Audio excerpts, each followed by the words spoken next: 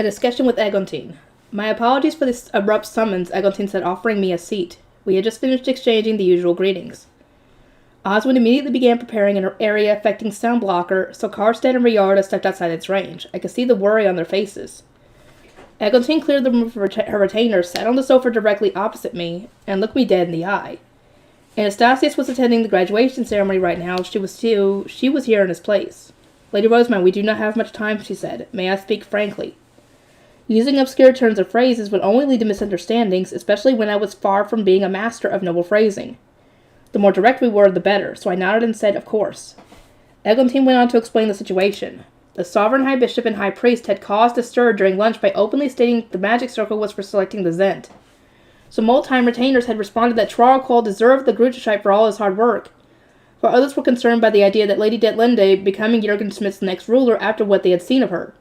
Some had even claimed that this was all a secret plot orchestrated by Ferdinand, who was now trying to manipulate his fiancée after losing control over me.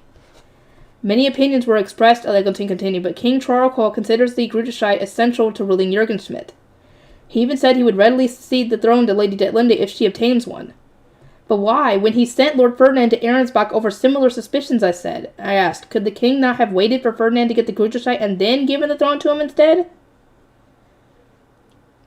At present, I can say only that the status of one's duchy is of great importance. The upcoming Archduke Conference will see Ehrenfest treated equally to those on the winning side of the Civil War. But you were considered a more neutral duchy at the time. An Archduke candidate from Arensbach, which made such great contributions during the war, would naturally be preferred. It had apparently been decided that a Zent candidate from Ehrenfest was unacceptable because of our duchy's average rank, low number of sovereign nobles, and insufficient diplomatic engagements with other duchies. It was impossible to say who would have allied with us if Ferdinand had obtained the Grutushite and became Zent. Many had worried that someone would then appear to steal the throne from him, and the last thing anyone wanted was another civil war. Eglantine continued. The civil war originally started when the first prince of the time began to resent the second prince inheriting the Grutushite and tried to take it for himself. He had murdered the second prince in the process, but that did not grant him the Grutushite. From there he began to suspect that the third prince, who was the maternal brother of the second prince, had the text instead, and thus began the war. The royal family lost kin and comrades over the Grutushite, Eglantine said. Thus, we are trying to avoid another conflict as the best of our ability. Lady Detlinde obtaining the Grutushite would be fairly concerning, but if she had the wise and knowledgeable Ferdinand supporting her as her husband, King Traralcol believes she will perform her duties nonetheless. Please, no, Ferdinand would die inside. The light would never return to his eyes. However, she continued, we do not know whether the Sovereign Temple speaks true. This is why we need to learn all that we can about the magic circle and as soon as possible. Her orange eyes focused on me. Lady Rosamond, what do you think of their claims? I met her gaze, knowing that she wouldn't let even the smallest lie go unnoticed, and gave a noble smile. My apologies, Lady Eglantine. Our one whirls for their coming of age only at the Royal Academy. The custom is not followed in Ehrenfest. So you do not know, Eglantine asked, sighing. Having to keep a secret from her made my heart ache, but I could at least take solace in knowing that I wasn't outright lying to her. Sure, the Bible said, ye who wish to be Zent, but what did that really mean? One assumption was that the circle had something to do with the next ruler, but I didn't know that for sure. I hadn't even looked into it, thus I couldn't give a better answer. The underground storage room of the Royal Academy contains various documents regarding religious ceremonies, I said. Lord Ferdinand has read them, so he might be of more help to you. As if on cue, Osmond announced that Ferdinand had arrived from Arensbach. Eglantine paused our conversation and stepped outside the range of the sound-blocking magic tool to greet her new guest. Ferdinand alone entered the sound blocker's area of effect. Eckert and Justice waited with Karstead and Riarda. Seeing them all together, I realized we had two parent-child reunions, Karstead and Eckert, and Riarda and Justice.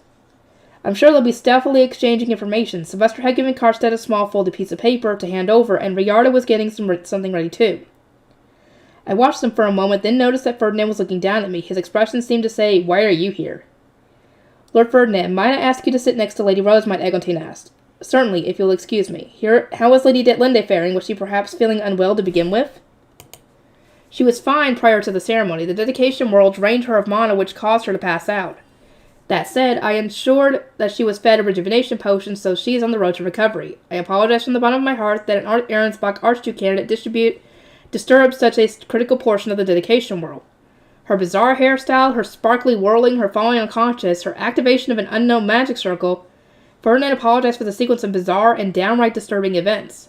I did everything I could, he continued, but she did not listen. My own shortcomings are to blame. No, it's not your fault, Ferdinand. I mean, the girl's stubborn. She's not going to listen to you. Now she thinks she can get the spotlight. Ferdinand then took out and activated the sound recorder he had left with this morning. Immediately we heard him warning Detlinde not to wear 5 hairpins, since doing so would be even seen as a slight against the royal family. Detlinde then replied that she would remove some, though she sounded very dissatisfied. I never thought she would replace the hairpins with other decorations, Ferdinand said. I see you've had a rough day, I remarked without thinking. Eglantine gave a similarly troubled smile. Lady Detlinde's own decisions led to all this, so we will not hold you accountable. You may rest easy. Ferdinand visibly relaxed, but then his brow furrowed. I expected a harsh lecture when I received an urgent summons so soon after the incident. I suppose asking me about her well-being is an excuse, and you instead wish to speak with me about Rosemine. You are only half correct, she continued with an apologetic smile. During lunch, the Sovereign Temple revealed some information that has sparked chaos. We must now gather information of our own, and we have heard from both Ob Ehrenfest and Lady Rosemine that you are well informed about the ways of the temple. For some reason, Ferdinand glared at me. This time, he seemed to want to say, do not get me wrapped up in these things.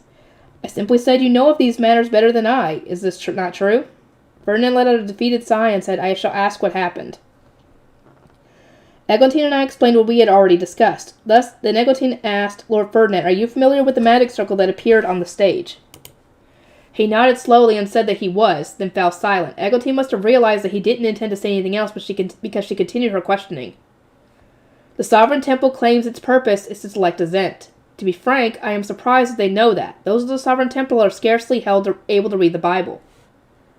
As he said, last year's investigation had revealed that the Sovereign Temple could only read half of the Bible at most. I was pretty confident that they hadn't been able to see the magic circle at the start of the Bible, yet they managed to identify it when it flashed on the stage for just a couple of seconds. Impressive. Ehrenfest's temple contains boards, documents, and old transcriptions of the Bible for grey priests to use when preparing rituals, I said. Perhaps the Sovereign Temple has its own documents that do not require mine to be read? My mind raced as I tried to imagine what wonders awaited me in this unfamiliar bookroom. Ferdinand glared at me in a way that said, I do not disagree with your opinion, but keep silent. In accordance with his wishes, I swiftly buttoned it up. Eglantine gave a bemused smile and then frowned. Does that mean the Sovereign Temple is telling the truth about the magic circle? They are not entirely mistaken, but why are you asking both Rosemine and me these questions?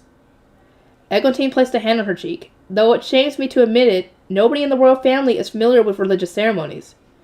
Because of their strained relationship with the Sovereign Temple, they couldn't access the documents needed to fight back against its claims. Lady Rosemine's dedication ritual within the Royal Academy was evidence enough that she is a genuine High Bishop who performs true rituals. We thus hope to receive your advice at this concerning time. I expect she has already informed you that the underground archive beneath the Royal Academy's library contains documents of great importance to you and to the country's Archduke candidates. I struggle to see why the royal family does not already have the information it seeks, unless... He glared at me. Did she not inform you, despite her frequent encounters with members of the royal family? I vigorously shook my head and said, I told them. I went with the 3 princes and even helped them to translate the text into modern vernacular. Despite my warning that you should not enter the archive under any circumstances, yes, it was an order. In my desperation to prove my innocence, I had revealed another of my sins. It was a royal decree, I sputtered. They didn't allow me to refuse. There really hadn't been anything I could do. Lady Rosemine is very talented when it comes to understanding old language, Eglantine chimed in. Her talents assisted us a great deal, so I must ask that you do not chastise her. Rosemine has eyes only for books, Ferdinand said plainly. It is impossible to predict how she might cause offense, and this becomes even more dangerous when we consider that the archive is only accessible to the royal family and select Archduke candidates. Our only option is to forbid her entry to begin with.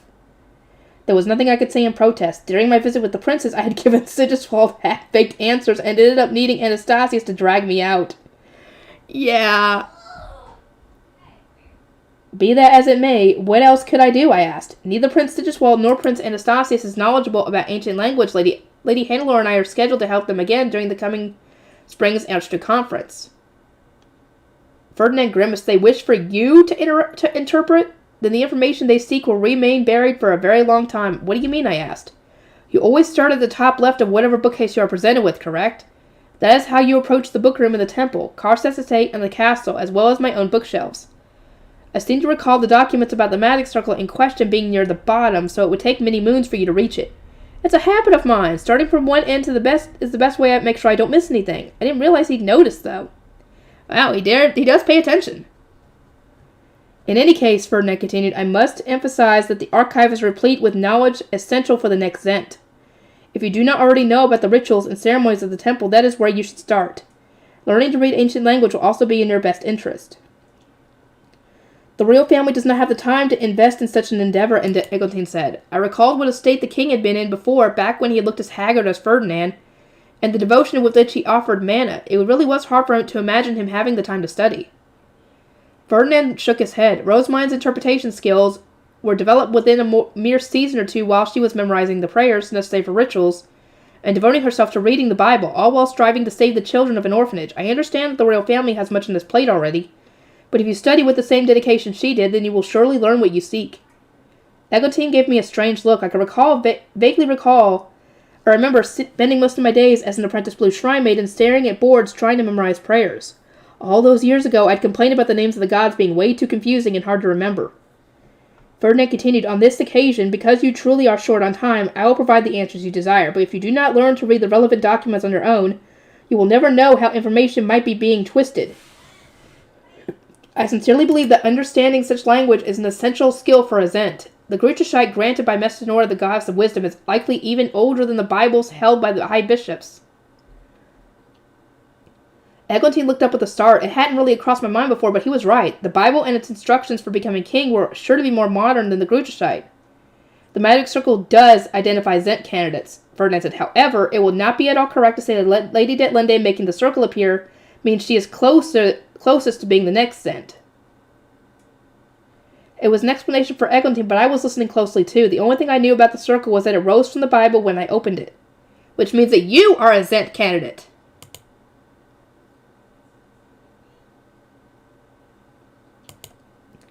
In the Royal Academy, when an intelligent and competent Archduke candidate or member of the royal family comes of age, that dedication will be performed to see whether they have sufficient mana to become Zent. The circle would appear when one prayed and offered their mana to the gods while whirling. For those with all elements and enough mana, a pillar of light would appear.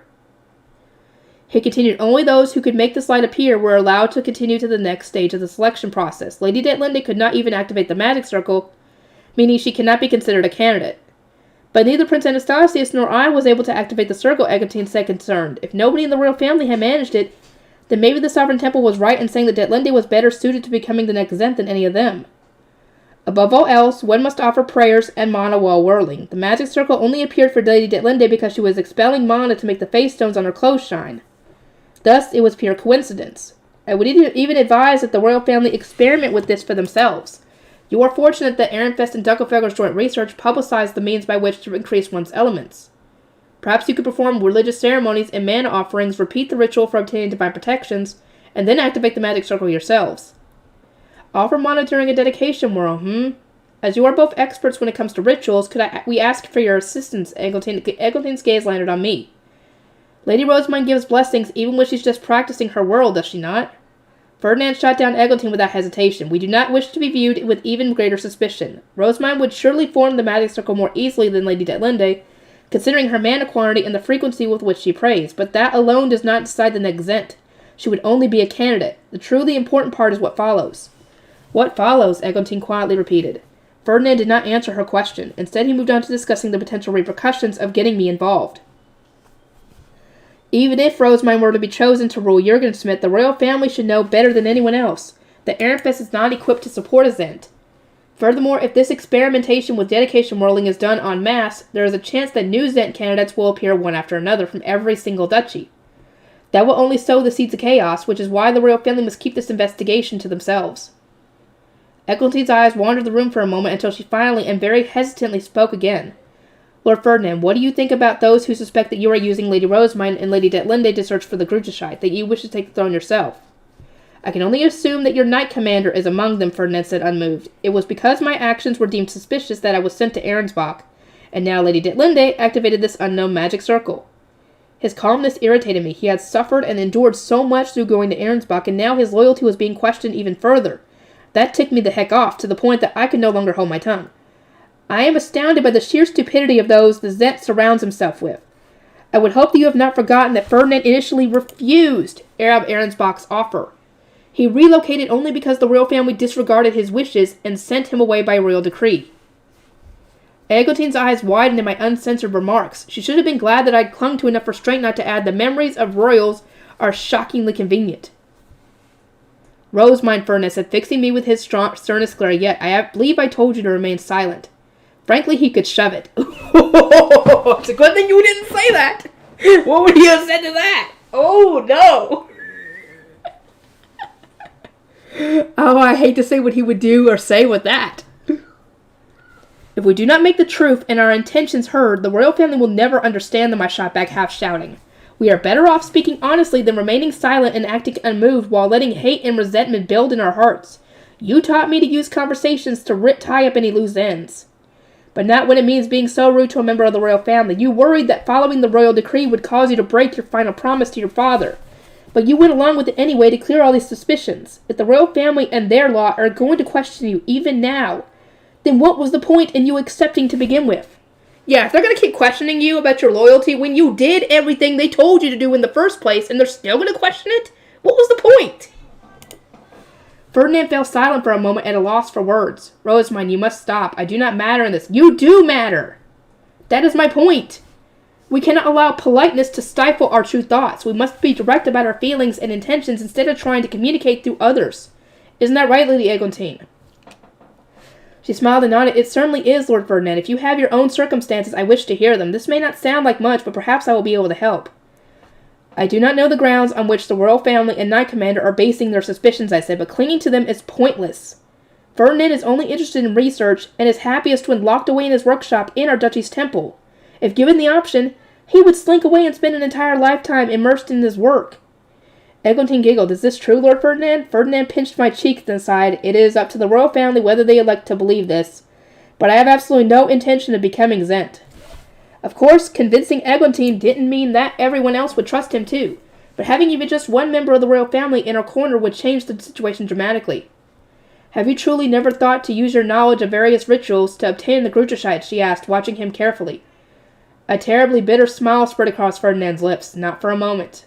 All good Zents must give up everything for the sake of the country. I have no desire to take on such a wearying role. I know exactly what you mean, I said. Becoming the Zent would make you too busy to do any research, right? It would be like me losing my reading time. Do not project your own motivations onto me. She's just relating to you, essentially. It's the same thing. It'd be like you giving up your research was like her giving up her books. It's the same thing because it's the same thing you guys love. It's the things you love the most. He replied, grimacing for some reason. Are those reasons other than having less research time? Are the reasons other than having less research time? Yes, but I find that I no longer care about them. Then I guess they weren't important, right? Well, what are the other reasons? Anybody want to tell me? Or is that too spoilery? Eglantine looked between the two of us and then said, Lady Rosamund, I have one more question for you. Ob Klassenberg informed me that Ehrenfest declined to perform another dedication ritual next year as joint research. Indeed, I replied, the burden will be too great for Ehrenfest. I explained that Ehrenfest had needed to conclude its own dedication ritual early so that the necessary tools could be transported to the Royal Academy. That we had experienced troubles when our high priest was only allowed to stay for the day of the ritual, and that preparing so many rejuvenation potions had greatly depleted our resources.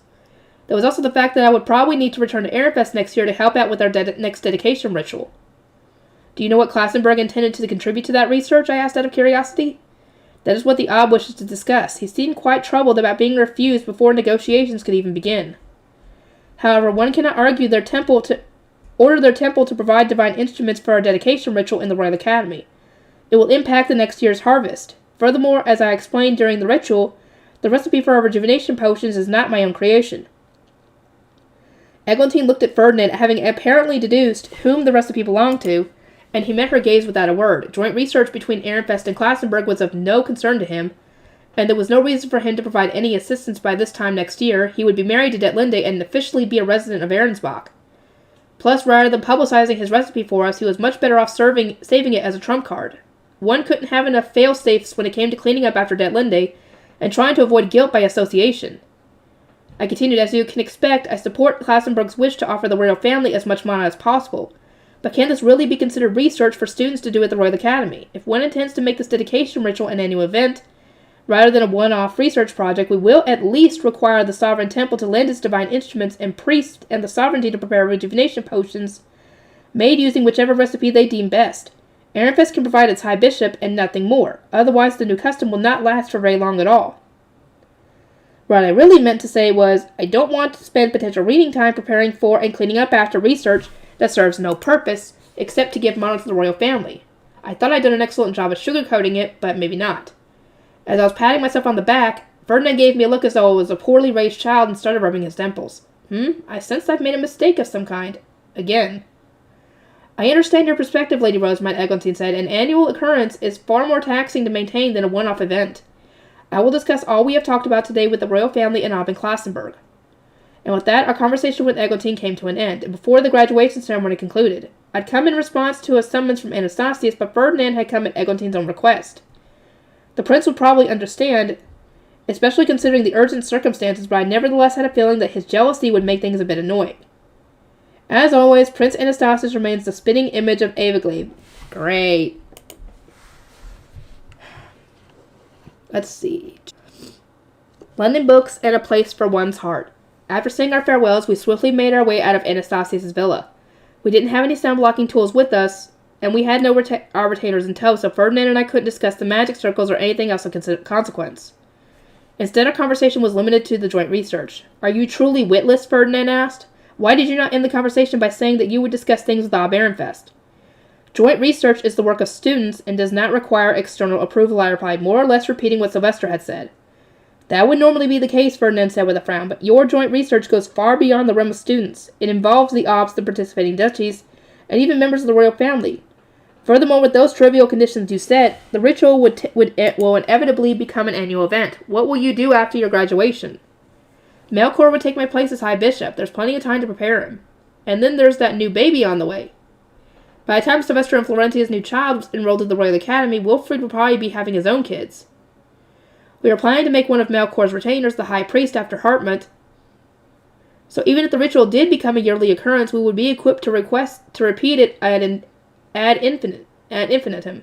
Though wait, if Wilfrid has children, won't I be the one bearing them? Do here? Hello, did you not think of that? I wonder how that'll feel. Good question.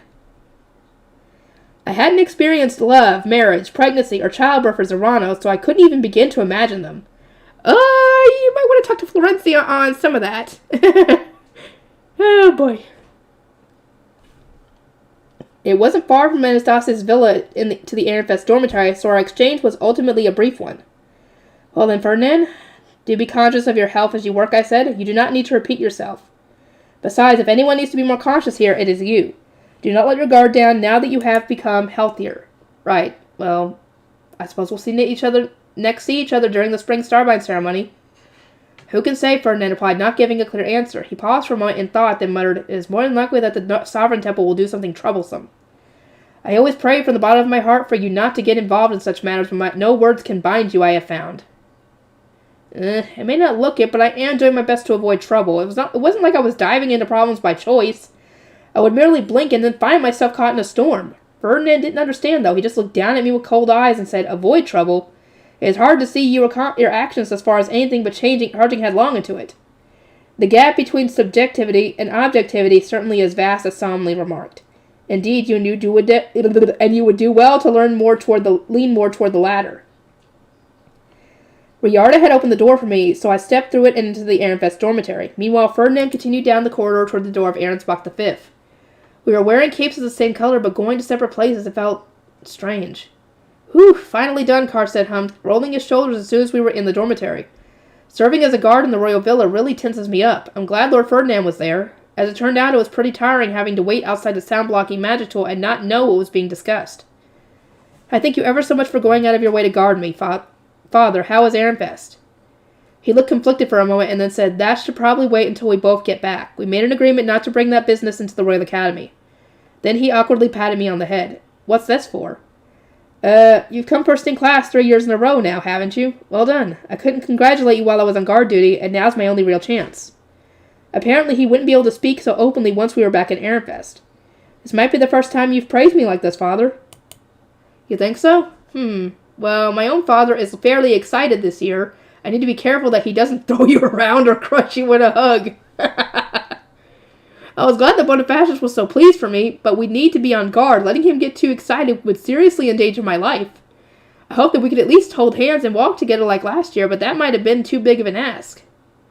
While waiting for everyone to get back from the graduation ceremony, I sat down near the common room fireplace and started getting immersed in the second volume of the story of Ernestine. Oh, I can't wish you could have brought that up. Having this time to myself made me realize that I hadn't been given many opportunities to read as of late. I'd simply been too busy. Karstad was guarding me all the while. Is Rosamund here? Wilfred called, rushing into the common room. There were other students with them, but none of the graduates. There were about to be something of a feast in their honor. Is something the matter? I asked. Lady Hanlor has a book from Dunkelfelder and Lord Lustelot's illustrations. She asked me to visit our tea party room before you return home, so she can give them to you. She also wants to borrow a new book, but when's a good time for that? I'd now checked through all the new First Ernestine volumes, so that was probably safe to give. I really couldn't wait to get my hands on those forgotten divine tales that Dunkelfelder had preserved. The sooner the better, but I suppose tomorrow will be too soon? Let us make it 2 days from now. I'll send an ordinance of acknowledgement. Right, I'll leave that to you. I asked Brunhilde to make all the necessary arrangements at Dunkelfelder while I permitted Muriela to read the second volume of the story of Ernestine. Now that the introductory tournament and the graduation ceremony were complete, everyone was kicking back. Nobody was rushing around, and any sense of urgency had been replaced with a relaxing calm, as we all welcomed the end of another academic year. The abbess called for each Archduke candidate to fetch an attendant and gather in a meeting room, announced one of Sylvester's attendants. I chose to bring Riard and then headed straight there. It appeared that the Knight's Order was keeping a close watch over the room, which explained why we hadn't been asked to bring any guards of our own. Florentia wasn't present since she was recovering in her room. After confirming that we were all present, Sylvester began. I could guess that he wanted to question me about my conversation with Eglantine. I'll start by summarizing the events of the graduation ceremony since Rosamund wasn't there to see it. The Sovereign High Bishop announced that the magic circle everyone saw during the dedication whirl is for selecting the next Zent. Naturally, this caused a massive fuss. Oh, great. Those of the Sovereign Temple had apparently been quite moved when they saw the magic circle appear. They had found out about it in their book room, but hadn't known where it could be found, or a ritual activated it. Despite the Sovereign High Bishop's enthusiasm, most of the attending nobles had strongly doubted his claims. After seeing how much Detlinde had embarrassed herself during the dedication whirl, it was hard to believe that she, of all people, was closest to becoming Jurgen Smith's next ruler. And it certainly didn't help that people trusted and valued the words of the temple so little to begin with. They said the time will soon come when Mestinora grants the proper Zent a copy of the Gruterscheit, Sylvester continued. Rosamund, what did Ferdinand say about the magic circle? He heaved an exasperated sigh. I can't imagine that girl becoming the next Zent either. I agree. He said that it really is for selecting the next Zent candidates. But because Detlinde couldn't properly activate it, she failed the selection process. She's not a Zent candidate. I see, that's kind of good to know, but I can't believe that really is the circle's purpose. From there, I explained the rest of my discussion with Eglantine. I mentioned that Ferdinand's loyalty was once again being called into question, and recounted how he had scolded me for trying to clear his name.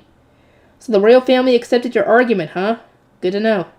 She also questioned us about doing research with Klassenberg. I said that I wouldn't mind participating as the High Bishop, but only if they made all the other preparations themselves. I then added that Eglantine had warned me to negotiate with Klassenberg properly, but Sylvester responded with a frown. I appreciate the warning. The next day, Sylvester rushed a fairly sick-looking Florencia back to Ehrenfest. I helpfully looked through the reports and manuscripts provided by us by students, and decided what we would pay for them, then spent the rest of my time reading. If you'll excuse us, we must now be going to repeat our rituals. Graduating students of duchies that have participated in the dedication ritual were being allowed another chance to obtain divine protections. To that end, they departed for the auditorium. Counting the end of the repeat rituals, most of the students who obtained divine protections were apprentice knights who had been practicing to obtain regular blessings. It was a pretty expected outcome all in all. Lenore and Alexis obtained protections from Angriff, the god of war, and Steifbrest, the goddess of the gale. I similarly obtained the divine protections of Hellsmears, less later reported. Inspired by all the times she saw me heal others, she had gone around healing the training apprentice knights to obtain the divine protection she sought. Maybe that was why she was so popular with them? Okay, I know that's not the reason. She has a pretty face, attendants are always so nice, and considerate about the littlest things, and she's great at both sewing and embroidery. Her girl power is off the charts. I was sure there was a lot I could learn from her, but I wasn't going to surrender even a minute of my reading time. Books were obviously more important than being ladylike. Another day passed, and it came time for our scheduled meeting with Hannelore. I waited in our tea party room, ready to give her the newest installment of the story of Ernestine, and it wasn't long before a bell chimed on the other side of the door. Hannelore had arrived right at the agreed-upon time. "I thank you ever so much for making the time to meet with me," she said. "I realize you must be busy with your preparations to return home, but I haven't been terribly concerned about what happens in the second volume of the story of Ernestine. I know the feeling well. I am likewise curious about the book you have brought. I am also glad to have this opportunity to speak with you, Lady Hannelore." As we greeted one another, her apprentice scholars came in bearing 2 thick Dunkelfelder books and quite an impressive pile of artwork. "Oh, 2 volumes? You have lent me so many books, Lady Rosamond, and I hope this will serve as an apology for all the dinner business. Both are about religious stories. Mother gave her permission as well." "Oh, what a nice woman Lady Sigonde is!" Once the apprentice scholars finished their exchange, I gestured for Hannelore to sit. We were having tea and yogurt mousse tart, and I tried some of each to begin our tea party. "These are my brother's illustrations," Hannelore said. "Ehrenfest may do with them as they please." The apprentice scholars performed the handover, then I started going through the illustrations. There were so many that I couldn't pick which to use for a dinner story. It seemed best to have Wilfred or Roderick, the author, make the decision. "These truly are wonderful," I said. As I continued to look at the illustrations, I noticed the focus change from Ditter to me. And not just on parchment, there were plenty drawn on plant paper, too. Thumbing through the pages made it look like I was spinning. Lestalot had essentially made a flipbook animation. Nice! "I see this one is colored," I said, having caught glimpses of paint on a big rolled-up scroll. I opened it up to see another, grander piece depicting my dedication whirl. My arms were raised, my sleeves billowed, and my skirt ballooned with air. Adorning my hair as dark as the night sky were numerous face stones shining with lights of all different colors. This was unmistakably a painting of me, but at the same time it really wasn't.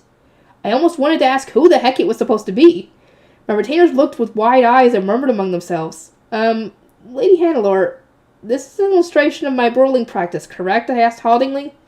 "Is this how it looked to Lord Lestalot?"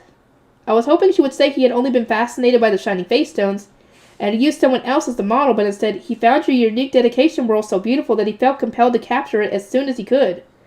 I was so focused on my own whirling that I missed your display, a fact that I regret even now. According to Hannelore, after I took my leave, everyone had erupted in conversation about how wonderfully intense my whirl had been to witness. She had naturally been drawn into their discussion. "It really is a shame that my timing is so poor," she concluded.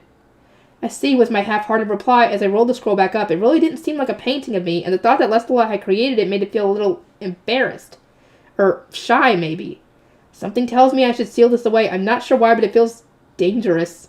Don't let Hartmut see that. He'll put that up in his office. "Could it be that Lord Lestalot is fond of dedication whirling as a whole?" I asked. "Perhaps," Hannelore replied. "He once painted Lady Eglintine's whirling, so I would not discount the possibility." That was a relief to hear. If a painting of me was this beautiful, then one of Eglantine must have been genuinely stunning.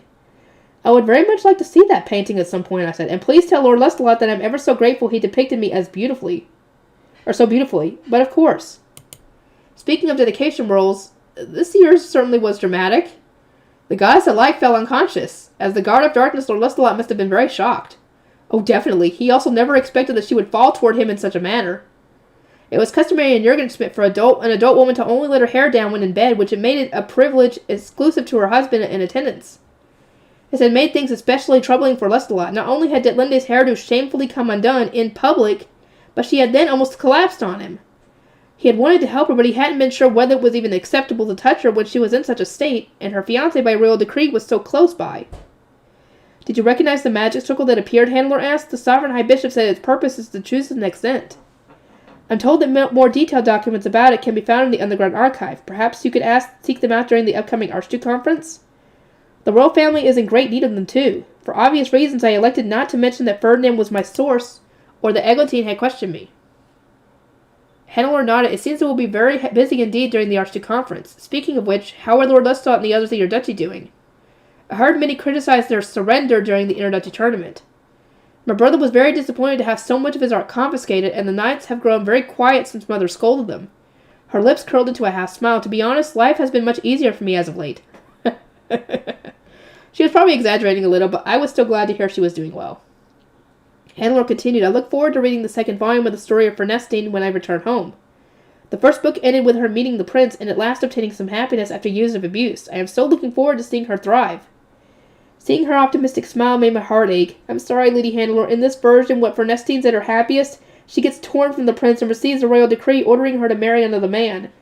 Don't worry, though. The story will continue in a future volume. Not that I'll tell you any of this. I want you to experience it all for yourself. Yeah, spoils.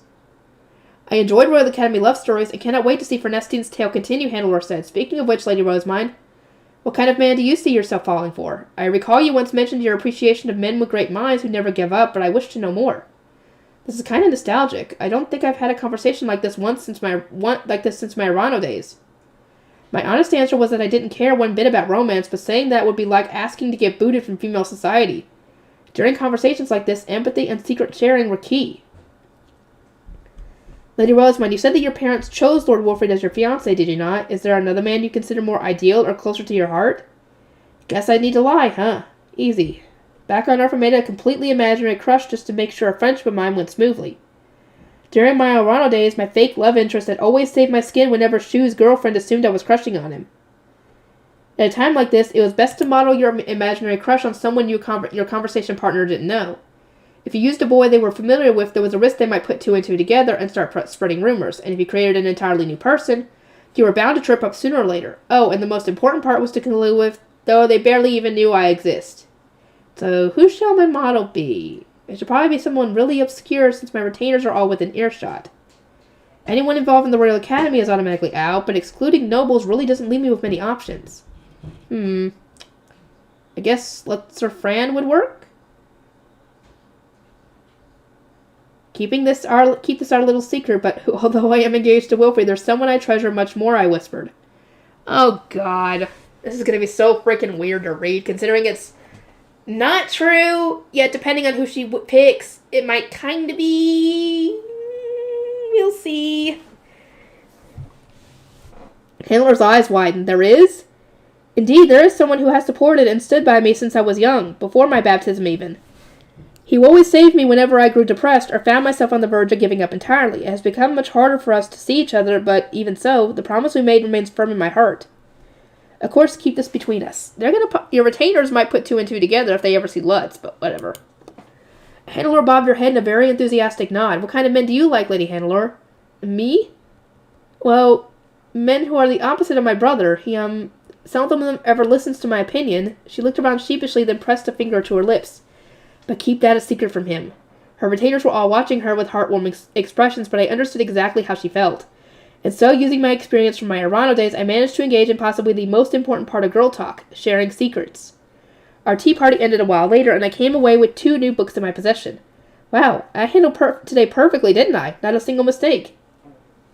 My socializing in the Royal Academy was complete, and with that, I returned to Ehrenfest. Epilogue!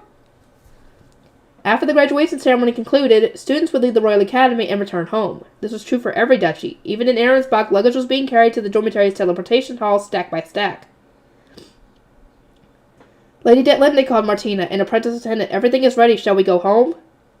Lady Detlinde looked across the common room, her brow furrowed in a very clear show of dissatisfaction. I am a graduating student, you know. Much like Fatia, my intention is to stay here at the Royal Academy until the very last moment. Do recall that my ceremony was cut unfairly short. That was your fault, girl. After expending far too much mana during her dedication whirl, Detlinde had been rendered unconscious for 2 days, and the instant she awoke, she had started angrily ranting about Lady Rosemine's trickery. How is that her fault? Ruining her precious graduation ceremony, Martina recalled how she and the other retainers had all worked to cheer her up. By informing her of the Sovereign High Bishop's words, he said that you're closest to becoming the next Zent, they had cried, and naturally so. All kissing up to her. That aside, it was indeed a privilege for graduating students to remain in the dormitory until the very end of the academic year. But few wanted the ever-selfish Detlinde to stay. Her continued presence would compel the other graduating students to be overly considerate, and her retainers from lower years would not be able to return home. Furthermore, with the passing of the Archduke, there was much for her to do back in Ahrensbach. Above all else, nobody wanted her to cause any more trouble at the Royal Academy than she already had. Her troublemaking affects our grades as attendants, after all. Yep. Martina exchanged a look with her fellow retainers. They needed to think of a way to raise Detlinde's spirits. Soon enough, Fatia herself came forward. Fatia, whatever. I understand your desire to stay all too well, Lady Detlinde, but your presence here will make it harder for the first years to leave. If possible, we would ask you to go to Ahrensbach for your greetings. Martina nodded. If you are waiting for them, everyone will surely rush to return home. Detlinde gave a self-satisfied smile and started toward the teleportation hall. My, I suppose we cannot have the first years waiting forever in my honor. Yeah, y'all are kissing our butt. Very well then, Professor Farlam, do take care of matters in my absence. That's your last year, girl. You're not going to be coming back. Detlinde's head attendant hurried alongside her while the other retainers worked together to remove any and all potential distractions. That's our biggest job done, Martina said, heaving a relieved sigh. They had somehow convinced Detlinde to leave on schedule. Her adult retainers would be awaiting for her arrival on the other side of the teleporter, which meant that those still at the Royal Academy would get some much-needed rest, while their belongings were being packed. Martina continued, Fatia, you are the same age as Lady Detlinde, correct? Please spend these coming days at your leisure. You also have to speak with your fiancé, I imagine. And you are a 5th year, Fatia replied, which means you will get an entire year of peace here at the Royal Academy. I must express some envy. Yeah, I agree. So you say, but you were late to become her retainer and are due to marry into another duchy next spring. I would much prefer that. They don't like her. Martina had received an instruction from her father to join Lady Georgine's faction immediately after her baptism, so she had scarcely had any time to relax. On top of that, since she was favored by Detlinde, the next Ob, it would be hard for her to escape to another duchy through marriage. Furthermore, she continued, Father is already finding me a partner in Ahrensbach. He must consider it our duty as a branch of the Archducal family to support the Ob. Oh, of course, your father used to be in the Archducal family, correct? In Ahrensbach, as soon as the Ob changes, the other Archduke candidates are demoted to Archnobles, but that did not occur in Workstock. You would have been an Archduke candidate in another duchy. Truly a shame. Indeed, Martina had on many occasions tried to imagine being an Archducal family member with her own retainers, as opposed to an Archnoble required to serve another, but now she rejected that fantasy. I do not consider it one, she said. My mother is from Fullmetal. Being in an Archducal family might have cost me my life. During the purge that followed the Civil War, many among the losing duchies' Archducal families had been executed. That was common knowledge. Fullmetal had lost its Archducal couple, and the pair due to succeed them, while the child of the third wife, a boy who had never been involved in politics, was assigned to rule instead. Meanwhile, Ahrensbach's second wife from Workstock was executed. Her 2 children were spared after much pleading from their Archduke, but they were still demoted to Archnobles. As I understand it, Fatia said, because of the purge, Lady Georgine's son, Lord Wolfram, was the only male Archduke candidate remaining in Ahrensbach. I do not know the details, though. I only became a retainer after his son passing away when Lady Detlinde was chosen to be the next Ob. Fatia was an archnoble from Old Workstock, which was now under Ahrensbach's management. During that tumultuous period, nobody had known how the duchy would be treated. Little wonder, then, that she knew so little about Ahrensbach's circumstances. She had also likely been hesitant about questioning the death of her lady's older brother. Martina searched her memories. After the purge, Georgine had collected a force to oppose Ahrensbach's first wife, with Wolfram at its core. To incorporate the second wife's faction, she had arranged a marriage between her daughter, Alsted, and Blasius, one of the second wife's sons, who had been demoted to an archnoble. Their child was to be adopted into the Archducal family as Georgine's child. At the time of my baptism, Lady Georgine did not have much power, she eventually said. A middle duchy like Ehrenfest could not provide that much support, and many were uncertain about Lord Wolfram becoming the next Archduke, even though he was the only male candidate. Once it became clear that the first wife was seeking her own granddaughter's adoption, the faction divide was inevitable. And you were asked to serve Lady Detlinde in that political climate, Fatia asked, clearly taken aback, but how bold. On the contrary, it was a standard noble maneuver. Martina chuckled. Father did not recommend me to the Ob as a potential retainer for Lady Detlinde. Rather, he simply told me to join Lady Georgine's faction. Make no mistake, though, he made sure he had children in the first wife's faction, too. I was only chosen to support Lady Georgine because, as I mentioned, my mother was from Fullmetal. In truth, there were many reasons why Martina had been sent to Georgine's faction. One, Georgine's younger sister had married into Fullmetal, and her husband had become its Ob. 2, Ahrensbach's first wife was from a winning duchy, which would have made joining her faction more complicated. 3, Martina's elder sister Aurelia, who had already been sent to Georgine's faction, had sent back no meaningful intelligence, haha. On top of all that, Martina had been of a good age to become Wolfram's second wife, or Detlinde's retainer. To be honest, I would have appreciated my elder sister being a little bit more competent, Martina said. She's so bad at obtaining information and interacting with others that she even chose to be a knight rather than a scholar. An understandable decision, Fatia replied. As I recalled, Aurelia rarely spoke, and she always wore such a strict, intimidating expression. I am told she married one of the sons of Ehrenfest's Knight Commander. How was she doing? Aurelia's resting expression was certainly cold, and she had very sharp eyes, but anyone who thought she was well suited to becoming a knight was surely mistaken. Many assumed she was deliberately aloof. Even her own father said she was anything but cute, when she was actually a reclusive coward.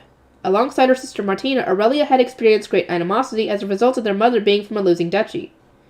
Having a timid personality and an intimidating appearance on top of that had effectively doomed her, which had in turn inspired Martina to always appear bright and bubbly. These efforts seem more likable had ultimately borne fruit. She was now favored not just by her father, but by Georgine and Detlinde as well. Lady Georgine incorporated the second wife's faction into her own, Martina continued, but just as everyone began to think Lord Wolfram would be the next Ob, he passed away in a sudden, unexpected accident. Naturally, all of Arensbach had descended into panic. Wolfram's death had meant that Detlinde was the only remaining Archduke candidate. Those who had already been married into other duchies or had been demoted to archnobles could not return. The problem for many was that Detlinde had never received the proper education. On top of that, Lady Letizia was taken in from Drawanko, correct? Fatia asked. I remember it well. Power seemed to have returned to the first wife. But then everyone roused themselves to support Lady Georgine, who had done so much to save old Workstock. Around the time that Lady Letizia arrived in Arensbach, the first wife apparently abruptly took ill and succumbed to her poor health. Georgine had subsequently taken her place as first wife. Fatia continued, Lady Georgine really was considerate of old Workstock. She also worked tirelessly to ensure these two couples would not be torn apart by interduchy disputes. It was because I was so inspired to repay her that I decided to serve Lady Detlinde. I see, Martina replied with a thin smile. In Arensbach, most believed that Georgine had saved Aurelia and Bettina's marriages charitably and in the name of love. Yeah, right. Few realized that the two girls were actually spies sent to gather valuable information about Ehrenfest. Not that my sister has actually obtained any. Yeah, she doesn't want to. She wants to be with her love. She doesn't want to be like that. She doesn't want to betray him. Especially now that she's pregnant. She married into the family of Ehrenfest's Knight Commander, but even now that she is completely useless. Thank goodness for Lady Bettina. Ah ha ha ha. Too bad on that. I think she's dead. I think. In a problematic turn of events, Aurelia had not sent any intelligence back to Ehrenfest, nor had she formed connections with the nobles whom Georgine suggested. She simply kept to herself. Even when Martina had visited for Detlinde's engagement ceremony, she had refused a meeting. Although it was still uncertain whether that was by her own will or the wills of Ehrenfest's Archduke and Knight Commander. Not even sending her letters produced any results. Aurelia would speak only of trivial matters such as how well she was being treated. Just what is she thinking? She's useless no matter where she goes. She's useless in being a spy because she doesn't want to be a spy. She wants to be happy, essentially. Martina was on such good terms with Detlinde that she had been ordered to stay by her side, as she found it hard to gather intelligence on other duchies of the Royal Academy. She had hoped that Aurelia would make up for this in Ehrenfest, but things were not yet going very well. So, Martina, why did you choose to serve Lady Detlinde? Fatia asked. Your father's orders, I suppose? Lady Georgine arranged it, not my father. Martina had joined Georgine's faction after her baptism as per her father's instructions and immediately began gathering intelligence and treating everyone with the utmost politeness. Georgine soon noticed this. I find girls who are honest and hardworking to be absolutely delightful, she had said. Become my attendant and act to serve like Detlinde. Even though my real intention was to become a scholar and serve either Lord Wolfram or Lady Georgine herself. Still, Martina cast aside her wish and accepted the instruction with a smile, deciding it was the more clever way to live. The very same day, she started training as an attendant under a noble assigned to her by Georgine. Martina naturally reported the situation to her father, who praised his daughter for putting down such deep roots. As soon as her training began, however, he realized it was all a devious plot by Georgine to control the flow of information and prevent any complaints from being brought against the situation. Martina's father soon grew irritated that he was receiving barely any intelligence, bemoaning that his daughter was serving the lowly Detlinde, and even started to curse Georgine's name, calling her Ehrenfest Chamerwerine. What the heck is that? Can somebody tell me? I want to know. Was it Ehrenfest bitch or something? Would have been funny. I consider Lady Georgine to have excellent politicking skills, Fatia said on the side. I simply wish she had been a bit more strict when educating Lady Detlinde. Yeah. That was their fault. Martina agreed, but she also came to Georgine's defense. Lady Georgine's other children, Lady Alsted and Lord Wolfram, were far more normal as Archduke candidates. Lady Detlinde seems to be something of a special case. I think she's a narcissist, and that's probably why she's a special case. It was Martina's and the other retainers' duty to keep the Detlinde from falling too far in the eyes of the duchies. They had been expected to prop her up and guide her through her graduation without issue, assignments that Martina thought were a lot harder than simply collecting intelligence. Martina sighed. Lady Detlinde could not ask for a better role model than Lady Georgine. How then did she end up so incredibly thoughtless? It boggles the mind. Because she's not listening. Ferdinand had told her not to do all that stuff, and no! They even Rosemine and the others tried to tell her not to do the face stone thing, but no, she didn't want to listen, so they tried to compromise to get her to stop. To get her to stop mentioning it. But nope, did not help, and that's what happened. In a way, it must be nice living in such stupendous ignorance, Fatia cloned. Fatia intoned! I cannot read right! Indeed, no matter how much care her retainers took, Detlinde remained an unstoppable force to chaos.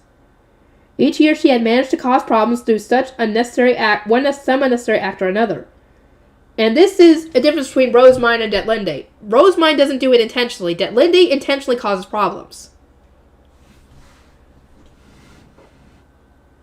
Worst of all were all the rude and careless remarks she had been made during tea parties when her attendants were powerless to stop her.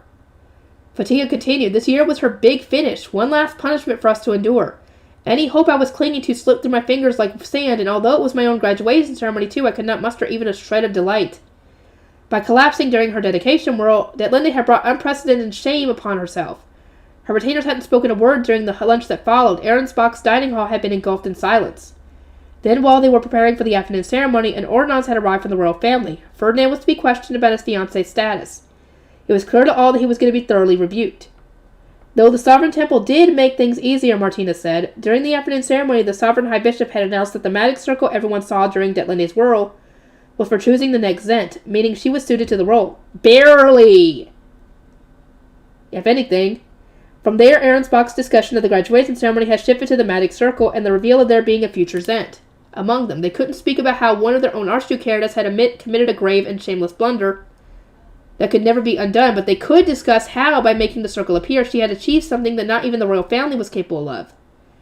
Everyone quickly disregarded the fact that Ferdinand gave upon his return from speaking with the royal family that she had actually failed to activate the circle and thus could not be considered a Zent candidate. Lord Ferdinand said she will never rule Jurgensmith, but that matters little to us, Martina said. Ahrensbach was not rebuked by the royal family. Now we must do everything we can to hide our lady's shame. Right, Fatia agreed. The priority is avoiding any further troubles in the Royal Academy. Back in Ahrensbach, away from the discerning eyes of other duchies, we can make any problems disappear. Plus, from now on, the jobs of watching and supporting Lady Detlinde will rest with Lord Ferdinand. Our burden is finally being lifted. Yeah, I don't have to deal with her anymore, but now Ferdinand does. I feel bad for the poor guy. Because if those two get married, he's going to have to deal with her for the rest of his life. And that might drive him to an early grave.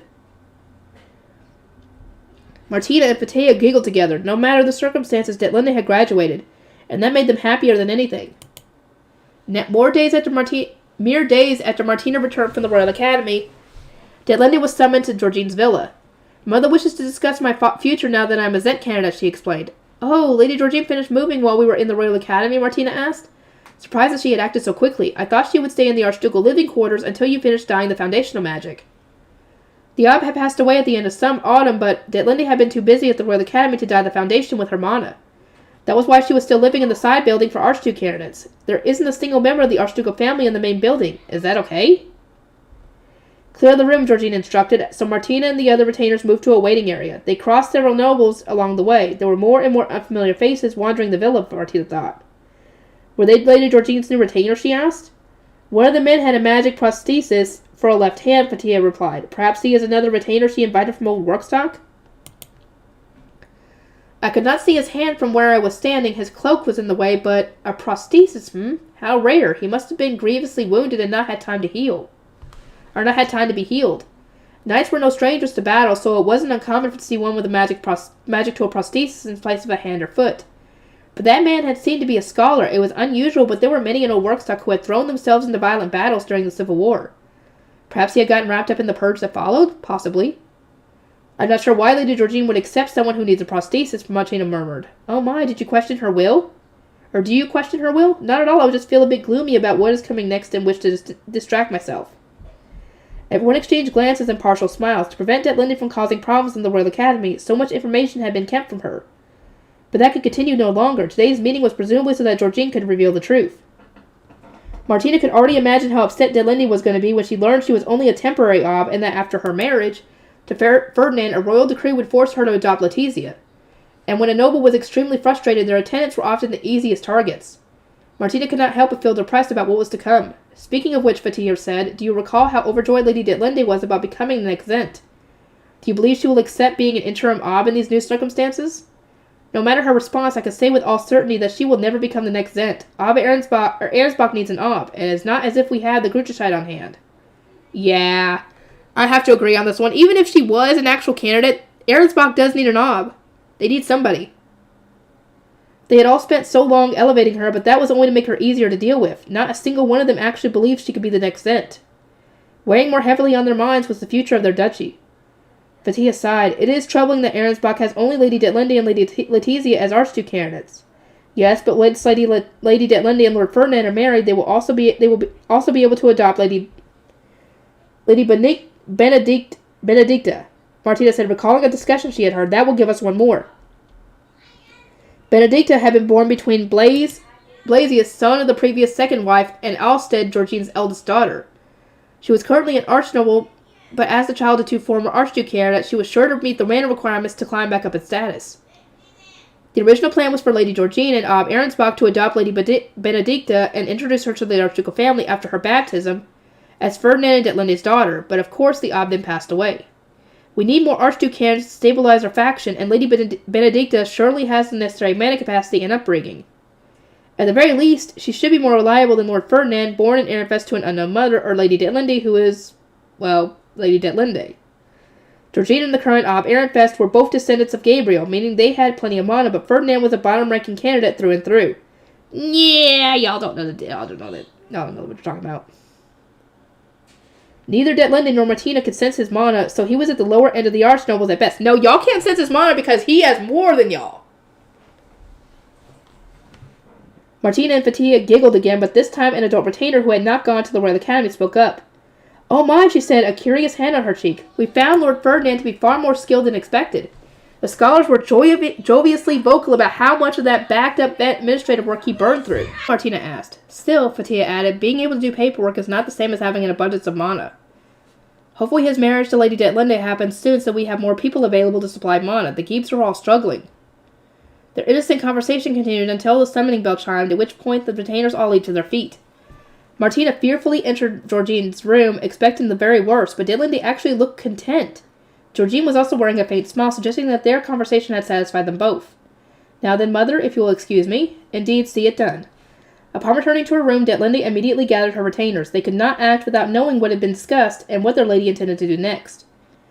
So, Lady Detlinde, what did you speak about with Lady Georgine? Did you discuss the words of the Sovereign High Bishop? After sipping her tea, Detlinde grinned at everyone smugly. Her dark green eyes shone with pride, and with her chest puffed out, she declared, I will search for the Grucheshite so that I may become the next Zent. You will all assist me. Did you receive Lady Georgine's permission? Martina asked despite herself, wide-eyed.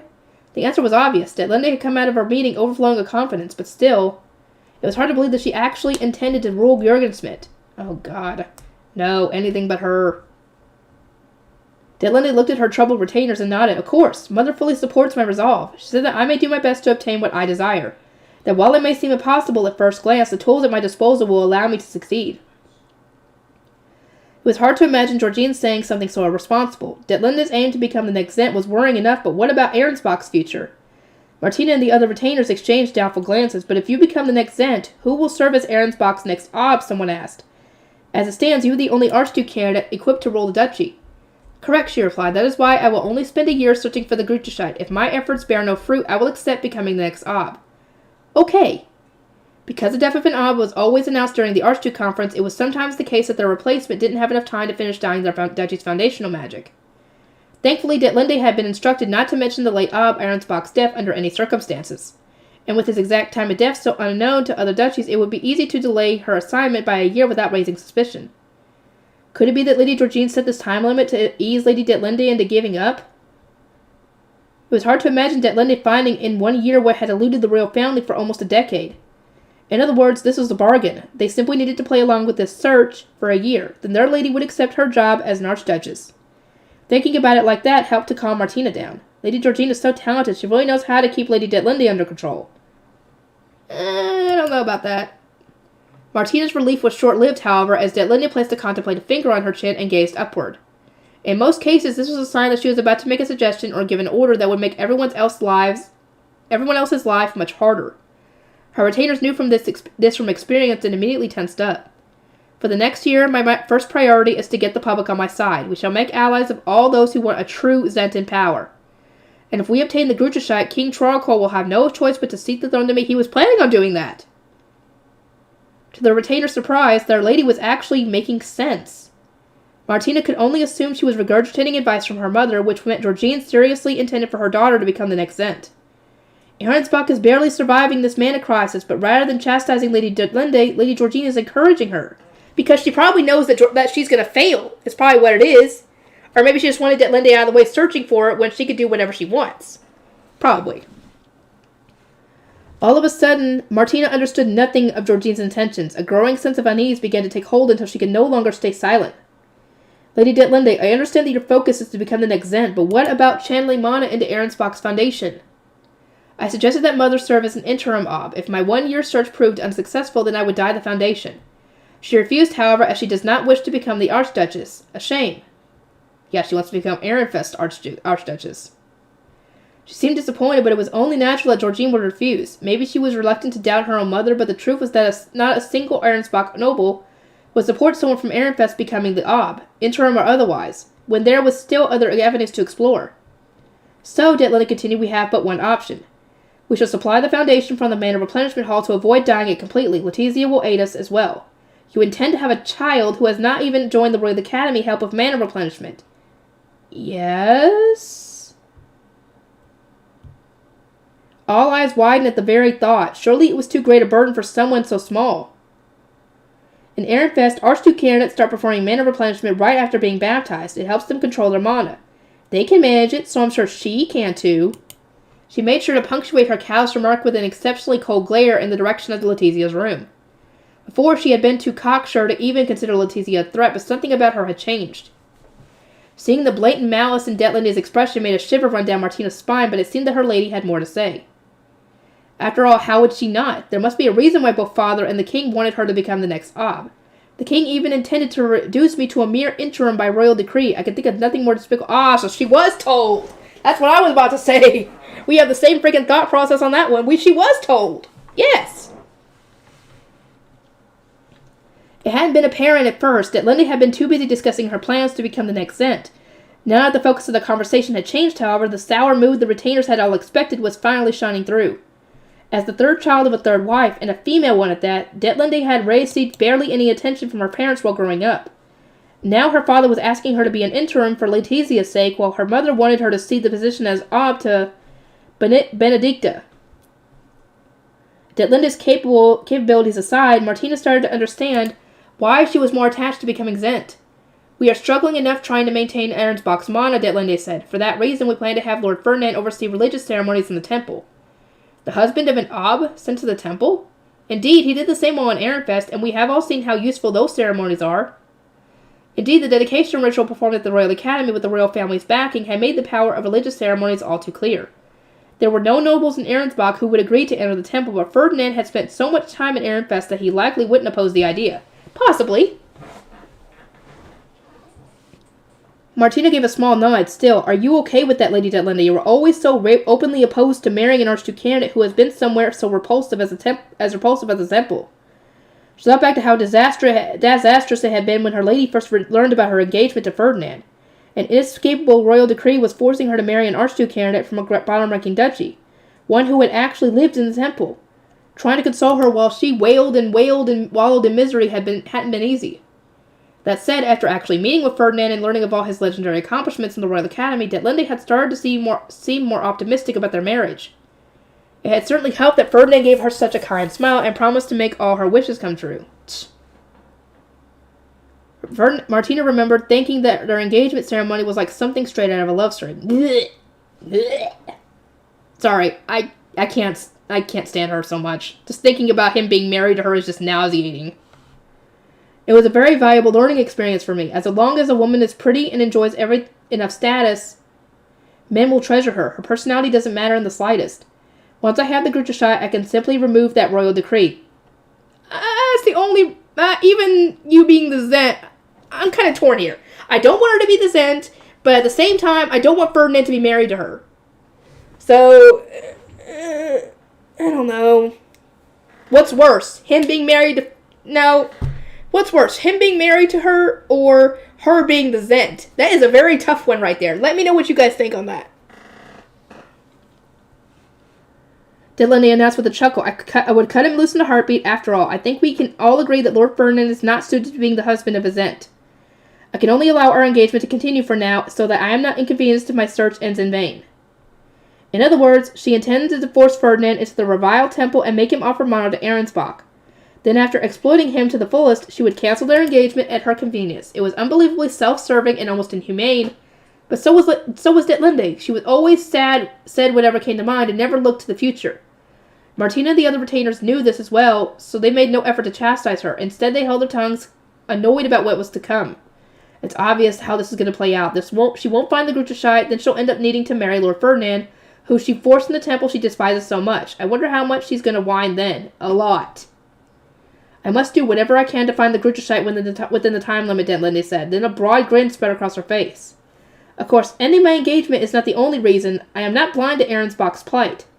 As the next Zent, I will issue a decree reinstating Lord Blasius to the Archducal family. Then I will assign him or my older sister as Ab Arensbach.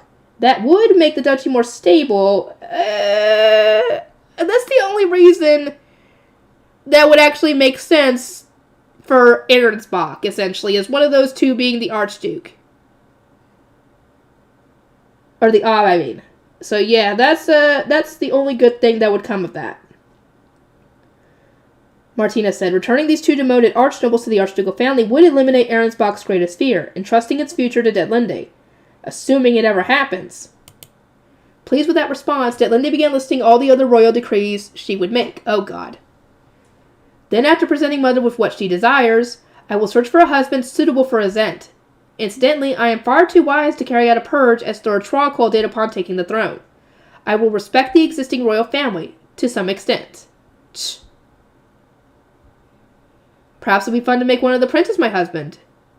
Her lips curled into a devious smile. I could steal Prince Sigiswald from Lady Adolphine, or Prince Anastasius from Lady Eglantine simply on a whim. I hate her even more for that! Y'all want to break up love for that? Well, Adolphine and Sigiswald aren't really love, but Lady Eglantine and Anastasius are. Jerk. Detlinde had mostly been in the wrong on both occasions, but it seemed she still resented the time she had been scolded during a tea party and mocked. Well, I suppose there's no harm in letting her fantasize she'll never actually obtain the Gruchashite. I hope not. You say that as if making a prince your husband would be simple, Fatia said. But doing so would damage your reputation. Do not forget Prince Anastasius and Lady Eglantine are so deeply in love that they abandoned the throne for one another. Detlinde pouted and drew her eyebrows together in a frown. Martina could tell that her lady was getting annoyed, so she quickly changed the subject. On a more important note, what if Lord Ferdinand opposes your decision to cancel your engagement? I expect he would rather be married to the future Zent than return to the temple of a bottom-ranking duchy. Oh, that shan't be a problem, Detlinde replied. I intend to have him give his name so that he won't be able to defy me. Tch. Yeah, right. That is supposed to be the person's own choice. You can't force someone to be name sworn to you. Well, technically you could, but Ferdinand would easily wipe the floor with you. Hearing their lady take name swearing so lightly had reduced all the retainers to wide-eyed shock. Of course, Detlinde was oblivious to this, and she continued to speak as brazenly as ever. As you said, before he came to Arensbach, he was stuck in the temple of a bottom-ranking duchy. He should be more than willing to give his name to the woman he loves. Besides, we cannot have him blabbering about our duchy secrets once he's sent back to Ehrenfest. The name swearing is essential. Mother said so much. Great, so that was her idea. That might be so, but I can't imagine Lord Ferdinand ever agreeing to it. I agree on this one. He ain't gonna agree to that. In fact, I will inform him right now, Detlinde proclaimed. Summon him. Oh, God. Martina had no choice but to obey. After all, it was a retainer's duty to accommodate whomever they served, even when their desires were so terribly selfish. Lord Ferdinand, you love me, do you not? Then give your name to me. Oh, God. Ferdinand, poor guy. I wouldn't want to deal with her. Ferdinand met this request from his fiancée with a look of surprise. Naturally, few would appreciate being summoned away from their work to have such a shameless demand thrust upon them. I don't think Lord Ferdinand would ever agree, but I wonder how he'll get out of this one. I agree. I want to know what this one is. Martina and the other retainers watched on with interest. Detlinda's attendants in particular were always glad to have someone else endure their lady's anger for a while. You wished for my name, Ferdinand murmured after some thought. Did you mean we should offer our names to each other? I recall that happening in a story about two inseparable lovers. Martina also recognized that story. Someone had mentioned during a Royal Academy tea party she attended that it was featured in one of Ehrenfest's books. Of course, Detlinde was not basing her request on a tale of romance. Her motivation was far more inconsiderate. She immediately scrunched up her face and said, Lord Ferdinand, I see absolutely no reason to give my name to you. To be frank, you should have offered yours to me long ago when I so graciously saved you from Ehrenfest's temple. Ferdinand slowly shook his head, wearing a gentle smile. I would grant your wish in a heartbeat, but I do not have a name to give. In other words, he's already name sworn to someone else. I don't know if he's lying. If he's not, who is it? I know it's not Veronica, because there's no way in hell he would do that. If he's already name sworn to someone else, who is it? Or maybe he's planning to do that so she can't do that anyway? I don't know.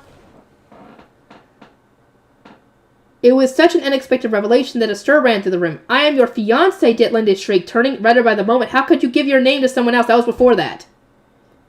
Ferdinand gave a quiet scoff. Despite his smile, his light golden eyes were bitterly cold and completely devoid of affection. There have been two women who have sought my name to control me, Lady Veronica, and now you. I must say the resemblance is uncanny, like grandmother, like granddaughter. Ooh. He's not wrong. He's not wrong on that one. Demanding someone's name was far from normal, but even after Ferdinand made his displeasure so clear, Detlinde remained painfully oblivious. Grandmother? Instead, all she seemed to care about was the grandmother she had never met stealing the name of a man she didn't want to marry. Why is she assuming that it's Veronica? Because, hello, he didn't specifically say that he gave it to Veronica. He just said that she wanted to have his name. That doesn't mean she got it. Little did she know she had made a false assumption. Martina, Fatia, and everyone else there had too. Because of the deceptive phrasing that Ferdinand chose, they were all convinced that Veronica had taken his name. In truth, she had only sought it. Duh, that's what I'm saying here. This doesn't mean she got it. Do whatever you can to get it back, Detlinde barked. She glared at Ferdinand, her teeth gritted in outrage, but he merely knitted his brow as if troubled. Now that I am a central figure in Ahrensbach's administration, I cannot go back to Ehrenfest so easily. Do you have the authority to let me return? It was precisely because Ahrensbach couldn't risk Ferdinand going to Ehrenfest and disclosing sensitive information that Georgine wanted him under control. Sending him back there to obtain his name stones obviously wasn't an option. The nobles working with him had been openly against him, even staying a night in the Ehrenfest dormitory's tea party room, and because Detlinde wasn't yet the Ob, she didn't have the authority to overrule them. You refuse to grant my wish? He can't! If Veronica has his name, which I doubt she does, how can he get it back? He can't go to Ehrenfest to get it. She probably wouldn't even give it up even if she wanted to. I think that would require her to go into her hidden room to get it. If she had it, which she does not. And they're not going to let her get out. No.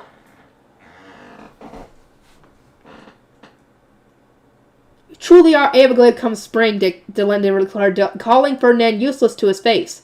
He apologized, but his smile never faltered. In the eyes of Martina and the others, he had just accepted the abuse he was now having to listen to. From there, the already irreparable chasm between the couple grew wider and wider. So, ha-ha, you can't have it. Ha-ha. Thank God she can't have it. I think that's going to be it for now. I will see everybody in the next one.